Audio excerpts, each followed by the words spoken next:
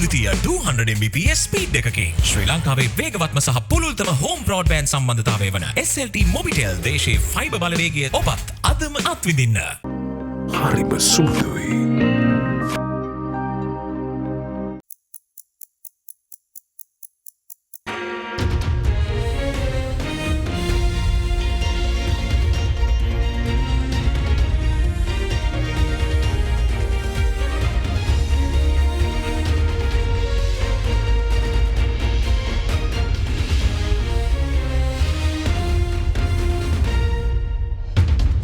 Tonight on First at 9, this Thursday the 23rd of March 2023. Brighter days. Central Bank Governor Dr. Nandalal Veerasinghe speaks at Hyde Park on AdaDerana. Says he's confident Sri Lanka will be able to achieve debt sustainability even before prescribed dates. The most difficult reforms are being implemented. I am confident that we will be able to restore the sustainability earlier than what is envisaged in the IMF program. No more. Sri Lanka will pass the most strict anti-corruption laws in South Asia, says President Ranil Wickremesinghe. මම හිතන්නේ විජේදාස රාජපක්ෂ මහත්මයා දකුණු අප්‍රිකාවෙන් ආවයන් පස්සේ ඉදිරිපත් කරයි. The only way. The government mulls over the need to make schools an essential service, as President insists students cannot be held hostage owing to various activities. Fickle wind. Postal vote scheduled for the 28th of March to the 3rd of April will be postponed, says the Election Commission. Alliance Finance මෙතුරු රන්නයි සේවාවෙන් රන් පවුම්කට රුපියල් 1,70,000ක ඉහළ අධිකාරම. ඔබේ විශ්වාසය දෙනු සෙන්සුරයින් දැන් ළඟම ඇති ෆාමසියෙන් ලබාගත හැක. From AdaDerana, this is AdaDerana First at 9 with Andrew Bernard. Live from Studio 24 in Colombo. A very good evening and welcome to AdaDerana 24's English News. In your top story for tonight, President Ranil Wickremesinghe says that the Sri Lankan government will pass the most strict anti-corruption act in South Asia in the parliament soon. Speaking at a meeting this afternoon with the heads of media institutions, President Wickremesinghe stated that the Anti-Corruption Act, which will be prepared in line with the United Nations Convention Against Corruption, will be presented in the parliament soon. A meeting with news directors of media institutions and editors of newspapers was held this afternoon under the patronage of President Ranil Wickremesinghe. දැන් මට කිව්වේ මං ආවේ හොරුන් ආරක්ෂා කරන්න කියලා. ඔක්කොමලා කිව්වේ මේ මල් මුදල් හොරකම් කරන හොරුන් ආරක්ෂා කරන්නට කියලා. දැන් IMF එක්ක සාකච්ඡා කළා දකුණු ආසියාවේ තදම දූෂණ මර්ධන නීතිය අපි ගේනවා. ඒ දූෂණ මර්ධන විපක්ෂයෙන් ඉල්ලුවෙත් නැහැ. විපක්ෂ කෑ ගැහුවට මොකුත් ගෙනාවේ. අපි කතා කළා දැන් කැබිනට් මණ්ඩලයෙන් අනුමත කළා තියෙනවා. ඊට පස්සේ කියලා දැන් අධිකරණ ඇමතුමාට ගිහින් විපක්ෂ ඔක්කොම එක්ක කතා කළා. ඒ UN ප්‍රඥප්තිය අනුව මේක සිදු වෙනවා කියලා බලන්න කියලා. ඉතින් අපි ක්‍රියා කරන මේක නවත්ත ගන්න. ඉතින් මම ඉල්ලීම දැන් මේ දිහා බලලා අපි කොහොමද මුදල් වියදම් කරන්න කියලා කියනවා. මේ වසර තුල ගේනවද ওই නීතිය දූෂණ මර්ධන නීතිය ඒ වගේම මේ මූල්‍ය විනය ගැනත් ඔබතුමා ඊයේ සඳහන් කරා පාර්ලිමේන්තුවේදී. සූදානම් කරලා තියෙන මම හිතන්නේ මේ විජේදාස රාජපක්ෂ මහත්මයා දකුණු අප්‍රිකාවෙන් ආවයන් පස්සේ ඉදිරිපත් කරයි. The domestic debt restructuring, which we are not very clear about, can you provide some insight into it? In terms of sequencing, that we have not got there yet, because first step, as you already know, we got the financing assurance from official creditors, and we have already engaged in good faith with commercial creditors, external commercial creditors. The next step is to continue that process and come to an agreement with them, and then based on the negotiations, then we will look at how we can bring down the debt to GDP ratio, meet those targets on the basis of discussions and negotiations. It's too early to talk about it. I think the only thing I can assure, I have been telling even earlier, any kind of debt restructuring, even the external creditors as well as from our side, we are confident we can maintain the finance system stability. So that is the paramount objective from our side. Obviously, we want to share as early as possible. This will settle the markers. Now, President Ranil Wickremesinghe says that a bill to make schools an essential service will be submitted to Parliament if the issues related to the education sector cannot be resolved quickly through discussions. Addressing an event held in Colombo, President Wickremesinghe emphasized that he will not allow the school children of Sri Lanka to be held hostage by various groups. A national ceremony to distribute free textbooks and uniform materials to school children and student monks by the Ministry of Education was held at Sri Sangamitha Balika Vidyalaya in Colombo this morning under the patronage of President Ranil Wickremesinghe.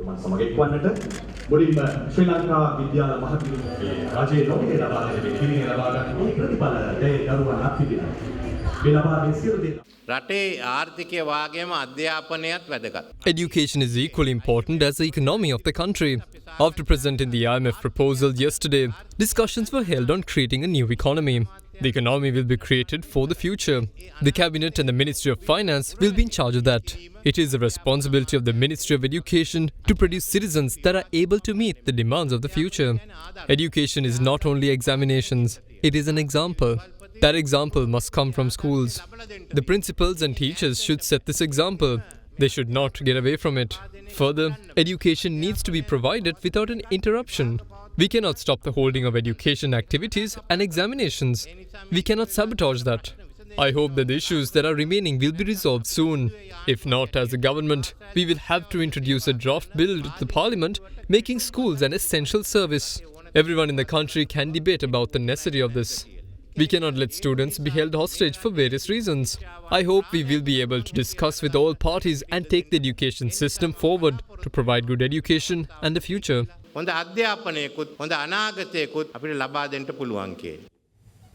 Now, the Governor of the Central Bank, Dr. Nandalal Veerasinghe, is optimistic that Sri Lanka will be able to achieve debt sustainability before the dates envisaged through the IMF program that is currently followed by the government.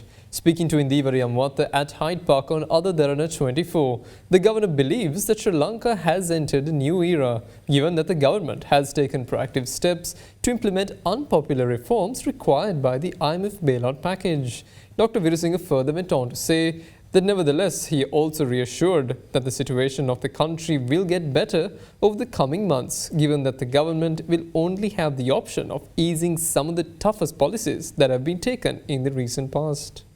If you can give us a breakdown of how these debt targets are going to be met, whether this IMF is also another loan, is Sri Lanka going to be dragged into further debt burden, and how are we going to honour our outstanding debt? What is the timeline for when we start repaying all these loans? For example, the IMF itself, it says we have to bring down current debt to GDP ratio from about say 120 and including public guaranteed debt 130 like to around below 95% in 10 years time, and then debt service payments as a percent of GDP, foreign debt service payments to around annual basis 4.5% of GDP, not more than that. That is the debt service target. That's a debt stock. Other technical thing what they call gross financing need, currently about 30-35%, will have bring down to 13% in 10 years time. These are the path that achieve. For us to achieve that path is mainly how we can restructure our debt service obligations going forward. So this is where the next important step for us to start discussing with both bilateral, official and commercial creditors with an intention to bring down our debt service burden and restructure our obligations and obtain a more relaxed debt relief so that we can afford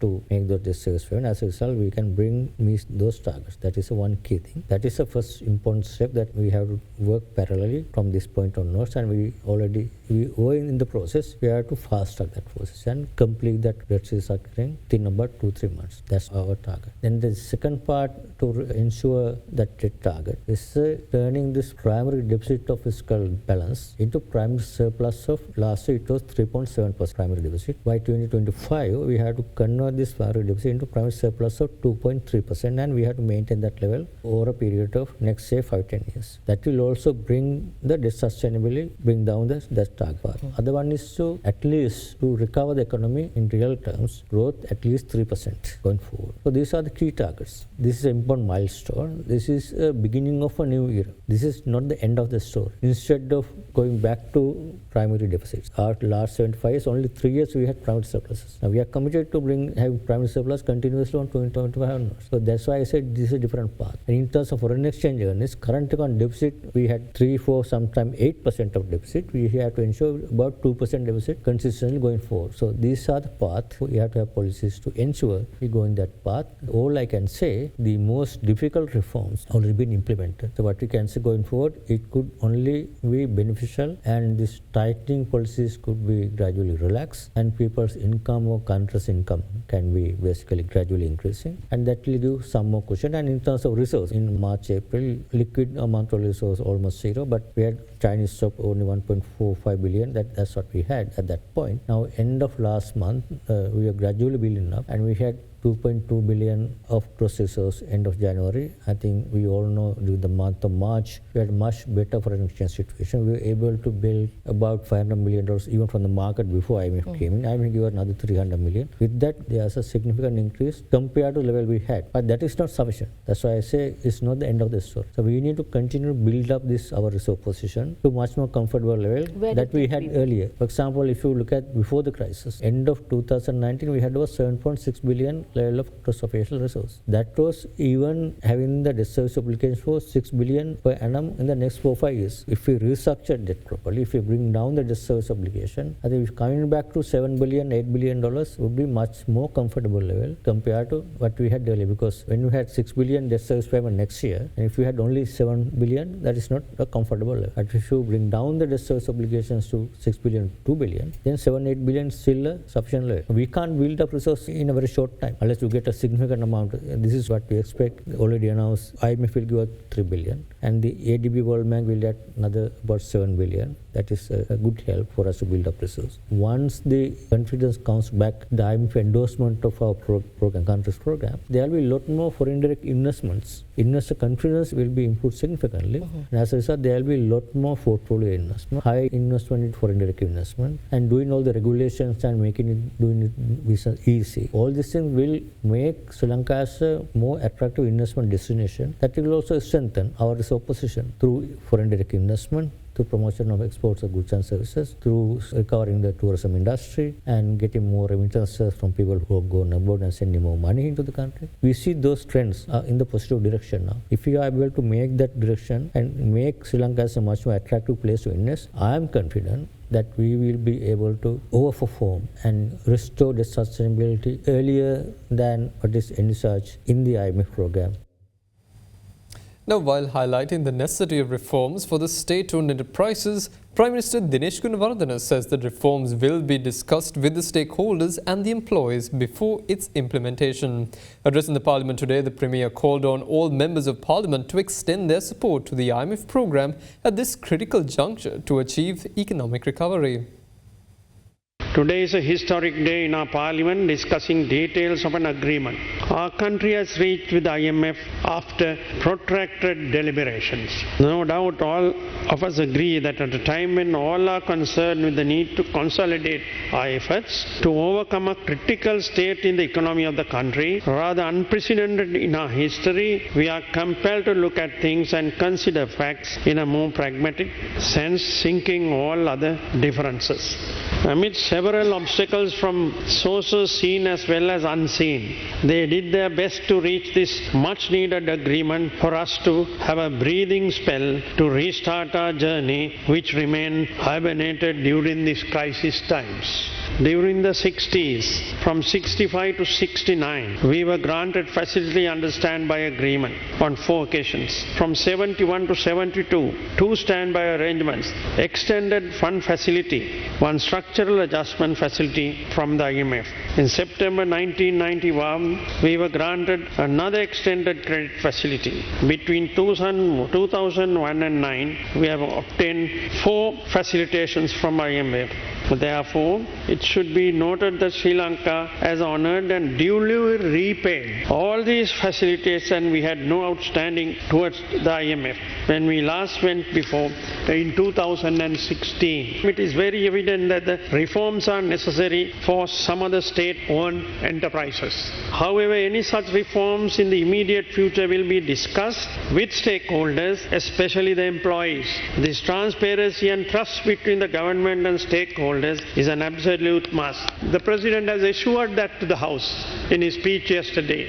Therefore, all of us in Parliament We have got an opening. To start from this opening, let us extend the maximum possible support. Perhaps it could be critical support, but we have to support this move of getting the agreement working. People have shown in the past 6 months of great financial discipline, cut back on many unwanted expenditures, started to look for alternatives, even gone to the extent of developing locally. This great habit must continue further, as it will be an essential lifestyle change required for Sri Lanka to be financially disciplined and responsible. Hydro, solar, wind are great renewable sources and are in abundance in Sri Lanka. But what's missing is that all-important harnessing through a planned national policy that will lead us out of these unnecessary burdens that we are carrying. Ideally, strengthening the rupee should bring more concessions to prices of goods, medicines, petroleum, gas for a larger segment of society. IMF, World Bank, ADB and all other agencies will also support Sri Lanka in this effort. The Paris Club countries, India, China and other countries will also support as they have pledged. Tourism should play a key role. We have noticed over 100,000 tourist arrivals this month already, and last 2 months ended with similar figures. This trend should be further supported. Vulnerable sections of community in economic turbulent times must be looked after closely and carefully. This is being led by the government. We have included this in the negotiations. Those were key areas, not only from the government side, but from the IMF side also. Now, the Election Commission announced today that they had decided not to hold the postal voting of the local government election from the 20th of March until the 3rd of April. The Commissioner further stated that they expect to reach a decision pertaining to the holding of the local government election after referring to its legal framework. A special discussion on the 2023 local government elections took place today between the political party secretaries and the Election Commission to reach a final agreement whether the LG election will be held on the 25th of April or not. Following the meeting, the Election Commission issued the statement mentioning the proposals put forward by the party secretaries during the meeting. Accordingly, the secretaries of the political parties had proposed to decide on a new election date, as the LG polls cannot be held on the 25th of April as initially planned due to the prevailing circumstances. According to the statement, they had also deemed it best to declare a new election date after making sure all necessary facilities are available and the environment is conducive to hold the election. However, some political party secretaries have stressed that the election should not be postponed under any circumstances due to the interim orders issued by the Supreme Court. It was also suggested to arrive at a date to hold the election following the agreements reached with the executive, legislature and other parties upon discussion. Taking all this into consideration, the Election Commission stated that they will arrive at a decision pertaining to the holding of the local government election after referring to the legal framework. The Commission further stated that they had decided not to hold the postal voting of the local government polls on the scheduled dates. Accordingly, the postal voting, which was initially planned to be held from the 28th of March to the 3rd of April, will not be held as scheduled. Now, the leaders of the opposition parties discussed on the current political situation in Sri Lanka with foreign envoys in Colombo. This meeting, which was chaired by opposition leader Sajith Premadasa, focused on matters such as consolidating democracy in Sri Lanka, protecting the constitution and conducting local government elections, have been taken up for discussion at length. The opposition leader requested the envoys to continuously provide the international assistance required for the rebuilding of Sri Lanka. The meeting was participated by envoys from the countries including the United States, India, Japan, France, the United Kingdom, New Zealand, Italy and Netherlands.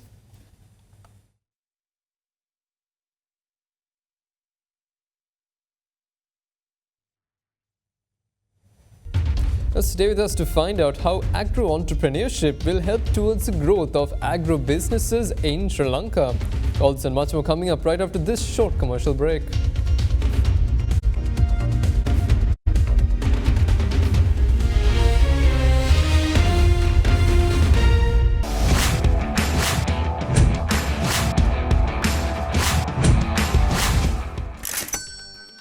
ගොඩමඩ පෙරලි කරන බලපුළුවන් කාරයා මහින්ද්‍රා යුවෝ ටීමෝ වෙතින්.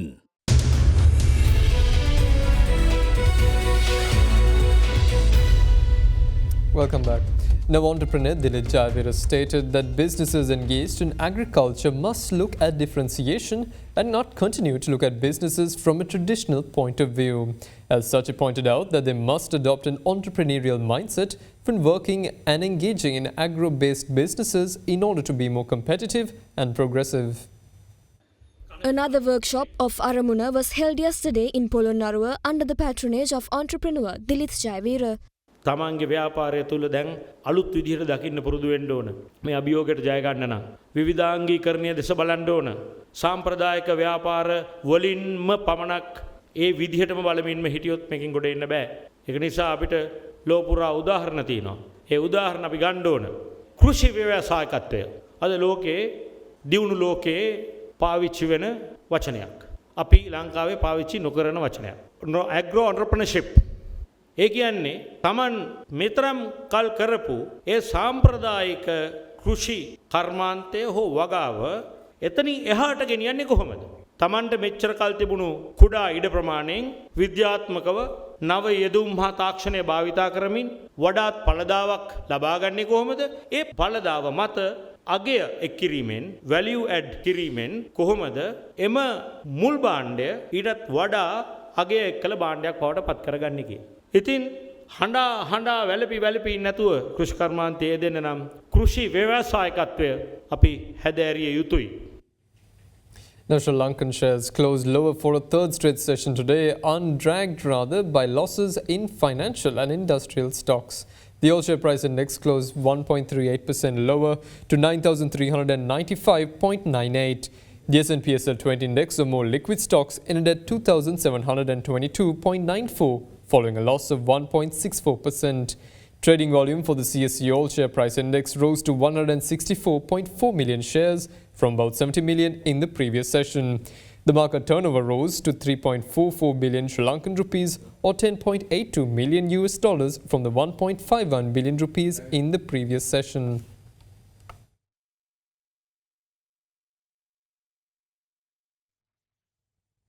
Now let's take a look at how the Sri Lankan rupee traded against other major currencies.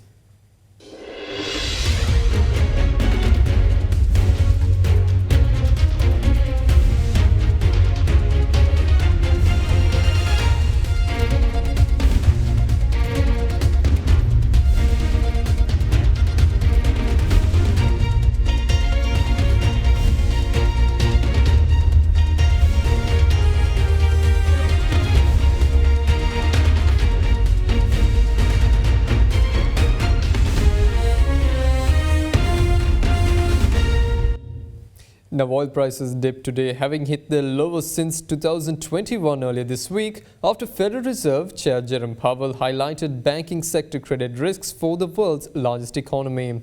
Meanwhile, analysts from the Goldman Sachs today stated that they expect higher oil prices in 12 months' time, pointing out that the demand from China continued to surge across the commodity complex, with oil demand topping 1.6 million barrels per day.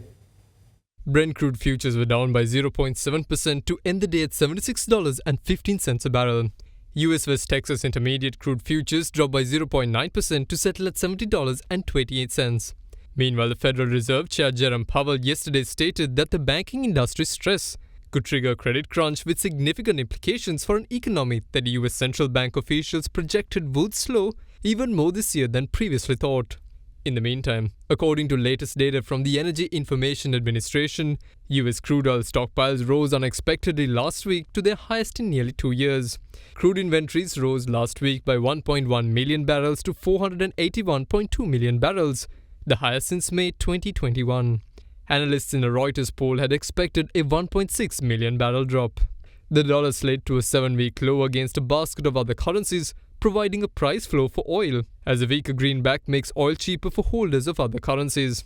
Adding support, analysts from Goldman Sachs stated that they expect higher oil prices 12 months from now, pointing that a forecast demand increase to China to more than 16 million barrels daily over the period. And that's all the news we have for you this evening. Join us again tomorrow for the very latest news at the very same time. Have a pleasant evening and good night.